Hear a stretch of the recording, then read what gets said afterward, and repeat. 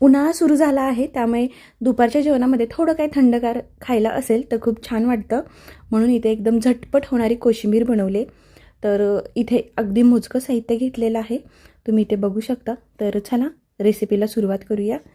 तर इथे मी 1 वाटी काकडी बारीक चिरून घेतलेली आहे. आता चिरून घेण्याऐवजी किसूनसुद्धा घेऊ शकता. त्यानंतर 1 वाटी टोमॅटो घेतलेला आहे. त्यानंतर इथे 1 वाटी कांदा घेतलेला आहे. कांद्याचं प्रमाण आवडीप्रमाणे कमी जास्त करू शकतो. इथे 2 चमचा शेंगदाण्याचं कूट आणि एकदम अगदी 1 चमचा बारीक चिरलेली कोथिंबीर. कोथिंबीरमुळे फ्लेवर छान येतो. आणि 1 वाटी ताजं दही घालायचं आहे, जे आंबट गोड असेल.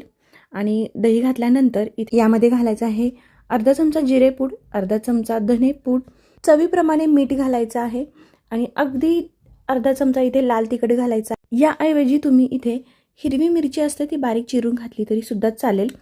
घेतलेलं सगळं साहित्य एकजीव करून घ्यायचं आहे, मस्त मिक्स करून घ्यायचं. आणि हो, इथे साखर घालायची राहिली होती, ती मी अर्धा चमचा घालते. आता साखर घातल्यानंतर पूर्ण एकजीव करून घ्यायचं आहे. आणि इथे आपल्या कोशिंबीरीचं जे मिश्रण आहे ते तयार झालेलं आहे.